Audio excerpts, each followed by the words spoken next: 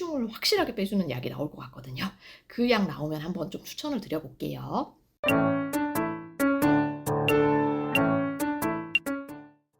네, 여러분 안녕하세요. 랜선 진료실 시간이 되돌아왔습니다.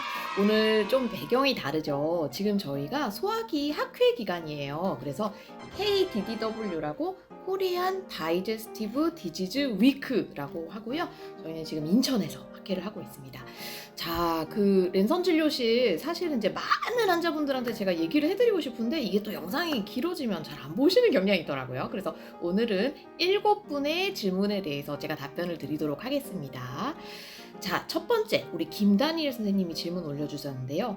요새 제가 이제 5월부터 굉장히 좋은 간세포암에 대한 항암제 티센트릭이라는 게 이제 허가를 받았다고 얘기를 드렸어요. 그래서 이제 김다니엘 선생님이 티센트릭 아바스틴 병합 치료가 안 될 때는 차라리 항암 치료를 미루고 몸 상태를 좀 만들고 맞는 게 어떠냐. 왜냐하면 다른 항암제 쓰고 나면 이 티센트릭이라는 거는 1차 항암제이기 때문에 딴 거 쓰고 나면 못 쓰거든요.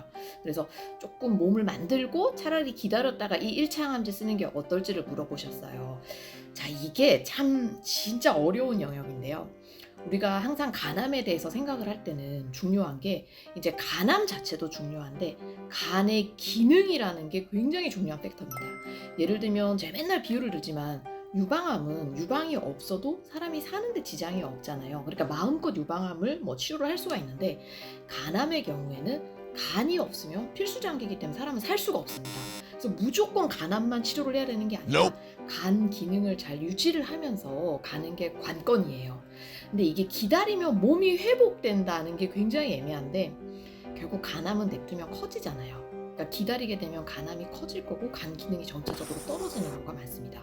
그래서 한도 끝도 없이 기다릴 수가 없어요. 그러니까 뭔가 식사 잘 드시고 체력이 어느 정도 아마 올라오시는 거를 얘기를 한 것 같은데 이런 거는 대부분 2, 3주 안쪽으로 거의 결판이 날 것 같고 뭔가 막 내 몸을 만들기 위해서 한 달, 2달 이렇게 미루는 거는 별로 좋은 증상은 아닙니다. 왜냐면 이제 우리 간암의 그 반감기라고 얘기를 하는데 크는 주기가 굉장히 빠른 암들은 4주, 6주 이런 식도 많거든요. 그래서 참 저울질을 잘해야죠. 그러니까 정말 체력을 어느 정도 좀 회복을 할 건가. 근데 또 너무 기다리게 되면 간암이 커져서 오히려 간 기능이 떨어지니까 체력이 더 떨어지니까요. 그래서 항암을 하는 시점은 의사 선생님 말을 믿고 좀 같이 따라가시는 게 좋습니다. 그냥 좀 먹고 기다리면 좋겠지가 간암에서는 안 될 수가 있습니다. 자, 두 번째 이영우 선생님 질문을 볼게요. 질문을 조금 많이 올려주셨는데 첫 번째, 비알코올성 지방간이 있는데 알코올성이 간경화로 빨리 가는지 비알코올성이 간경화로 빨리 가는지를 물어보셨어요. 그리고 지방간이 있더라도 간 수치가 40 이하로 유지되면 간경화로 안 갈 수 있나요? 자, 첫 번째, 이건 답이 명확한데요. 알코올성이 비알코올성보다 훨씬 간경화로 빨리 갑니다. 당연히 그럴 수밖에 없는 게 알코올성이라는 거 술이 지속적으로 들어가거든요. 그래서 보통 우리가 여러 가지 간 질환의 원인, 비형간염, 시형간염, 알코올, 비알코올성 질환이 있으면 간경화로 가는 비율이 가장 낮은 게 비알코올성 질환이에요. 그래서 알코올보다는 비알코올성이 느리다 생각하시면 되고, 근데 이제 지방간이 있더라도 간 수치가 정상이면 내가 간경화를 안 갈 수 있냐? 이거는 B 아닙니다. 우리 간 수치는 이 간경화나 간 질환의 심각도를 생각보다 반영하지 못해요. 그래서 실제 간경화가 있거나 간암이 있는 환자분들도 약 40에서 50%는 간 수치가 정상인 분들이 많거든요. 그래서 내 간 수치가 정상이니까 나는 간경화를 안 갈 것이다. 이건 예측할 수 없습니다. 네. 두 번째 질문입니다.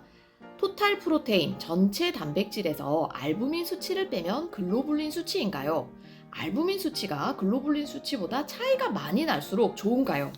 이거 전문적인 질문이신데요.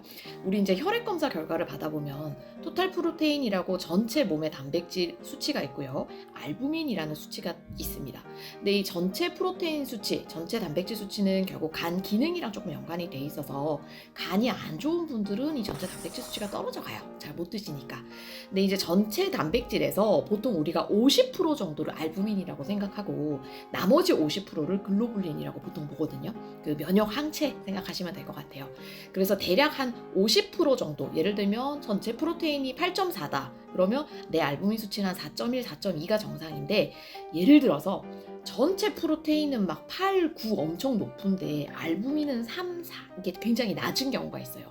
그럴 때는 뭔가 비정상적으로 글로불린이 증가해 있는 양상, 뭐 예를 들면 다발성 골수종이라든지 혈액암이 있는 경우가 종종 있거든요. 그래서 그 토탈 프로테인의 한 뭐 50%라 하겠지, 뭐 55에서 60 뭐 이 정도까지는 괜찮은데 이 비율이 너무 차이가 나면 다른 혈액 질환이 있지 않은지 한번 고민을 좀 해봐야 됩니다. 자, 3번. 얼마 전에 간섬유화 검사를 했는데 파이브로 스캔이 아니라 복부 초음파 기계랑 연동되는 기계였습니다. 수치는 5.2가 나왔고 이 기계는 신뢰가 가는 걸까요? 파이브로 스캔은 톡톡 치는 느낌이 났는데 이건 아무런 느낌도 없었습니다. 우리 간의 굵기를 측정하는 게 가장 유명한 게 파이브로 스캔, 네, 간섬유화 스캔 검사가 유명하고요. 횡파탄성 초음파라고 얘기를 하는데 초음파에 붙은 걸로도 간의 경도를 측정을 할 수 있습니다. 근데 이 횡파탄성이랑 파이브로 스캔은 원리가 살짝 달라요. 그러니까 진짜 이게 파이브로 스캔은 직선으로 들어가는 그 초음파가 어떻게 변형되는지를 보는 거고, 횡파는 말 그대로 가로로 들어가는 게 얼마나 재질을 다르게 들어가는 보는 건데, 궁극적으로 보고자 하는 거는 간이 굳은 거 보는 여부인 거고, 근데 파이브로 스캔은 우리가 초음파로 볼 수가 없잖아요. 그러니까 이제 내가 사실 재는 데가 간인지 간 중에서 어떤 위치가 있는지를 알 수가 없어요. 근데 횡파탄성 같은 경우에는 정확히 초음파로 보면서 간의 어느 부위가 얼마나 굳었는지를 측정할 수 있기 때문에 좀 이득일 때가 많고, 특히 복수가 있거나 이제 막 너무 뚱뚱하거나 이런 분들은 파이브로 스캔 잘 안 재져요. 왜냐면 간이 예상했던 위치에 없는 경우가 많거든요. 오히려 그럴 때는 횡파탄성은 초음파가 보이기 때문에 훨씬 정확하게 잴 수 있습니다. 그리고 횡파탄성에서 5.2 정도면 그냥 파이브로 스캔의 5.2 정도랑 비슷하기 때문에 간의 굵기는 큰 문제가 없다고 생각하시면 될 것 같아요. 자, 4번 질문. 비알코올성 지방간이 있는 비형 간염 환자가 비알코올성 지방간이 없는 비형 간염 환자보다 간경화로 갈 수 있는 확률이 많이 높아지냐? 네, 맞습니다. 그러니까 똑같이 비형 간염이 있어도 지방간이 있게 되면 결국 이렇게 생각합시다. 비형 간염이 있으면 간이 굳어가려고 하는 이 뭔가 이 악셀레이터가 있을 거 아니에요. 근데 지방간이 하나 더 있으면 그 악셀레이터를 뒤에서 더 밀어주는 거예요. 그래서 굵기가 조금 더 빨리 진행할 수 있기 때문에 저는 다른 분들은 몰라도 비형 간염, C형 간염 있는 분들은 조금 남들보다 슬림하게 다이어트 하시라고 꼭 얘기 드리거든요. 왜냐면 비형 간염 하나 팩토로도 간이 굳을 수가 있는데 당연히 지방간까지 있으면 더 빨리 굳겠죠. 그래서 비형 간염 있는 분들은 체중 조심하셔야 됩니다. 지방간 없으신 게 좋아요. 자, 5번째. 간 수치가 40 안에 유지하면 40보다 넘는 것보다 간경화로 가는 확률이 떨어지냐. 이거 아까는 얘기 드려서 제가 넘어가도록 할게요. 결론은 간 수치는 간경화로 가는 확률을 전혀 예측할 수 없다라고 생각하시면 됩니다. 네, 다음은 제이리님께서 올렸어요. 37세시고 이항원 음성, 이항체 양성, 면역 조절기의 비형 간염 보유자입니다. 백혈구 수치가 정상이라고는 하는데 살짝 이제 보통 백혈구를 우리가 뭐 4천에서 6천 정도 사이인데 이제 그 아래쪽이라서 좀 걱정하신 것 같고, 혈소판이 15만에서 우리 보통 뭐 60만, 70만 정도가 정상인데 14만 정도라서 살짝 낮게 나오신 것 같아요. AST, ALT는 정상 소견이고 초음파상에서는 간이 거칠지도 않았고 간탄성 결과도 전혀 문제가 없었다고 하는데 추가적으로 다른 검사를 해봐야 될까요? 아유, 저는 안 하셔도 될 것 같습니다. 사실 이 혈액 검사에서 그 백혈구 수치나 아니면 초음파 수치가 떨어진 거를 우리가 강조를 하는 이유는 그게 있으면 초음파나 섬유화 검사를 해봐라는 뜻이에요. 근데 이미 더 정확한 초음파나 섬유화 검사에서 간이 굳은 게 아니잖아요. 그래서 백혈구나 그 혈소판 떨어진 게 큰 의미는 없기 때문에 걱정 안 하셔도 될 것 같습니다. 네, 다음은 통영굴 환자님이 비형 간염으로 간경화신데 항바이러스들을 처음으로 복용했는데 베시보를 처방받았다. 근데 베물리디라는 약을 알게 됐는데 베물리디로 바꿔 달라면 택도 없겠죠? 라고 올리셨어요. 여러분, 베물리디라는 약은 길리어드라고 하는 이제 해외 제약회사에서 만든 약이고요. 베시보는 일동제약이라고 우리나라에서 만든 약인데 이건 사실 답이 나와 있습니다. 이 베시보가 임상시험 그리고 허가를 받게 된 데는 베물리디가 테노포비어 계열인데 테노포비어랑 비교해서 효과랑 그 다음에 안정성이 똑같다라는 임상시험 결과가 이미 있어요. 그래서 저는 개인적으로는 전혀 걱정하지 마시고 베시보 잘 드시면 좋겠어요.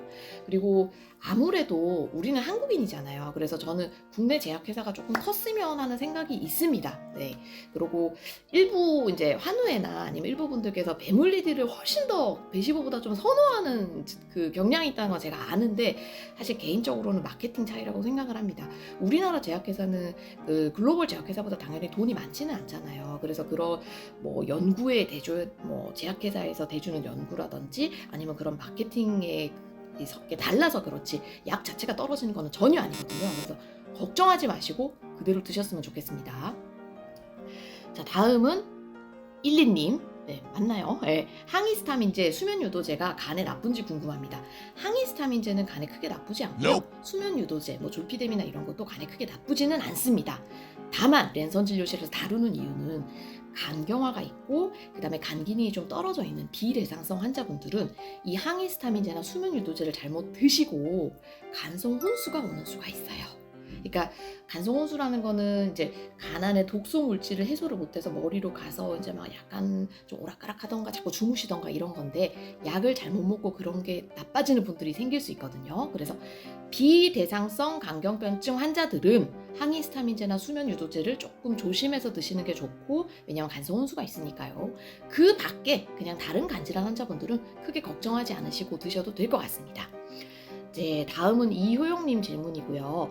30살 남자시고 비알코올성 지방간에 7년 전부터 ALT 수치가 80에서 90으로 높았다.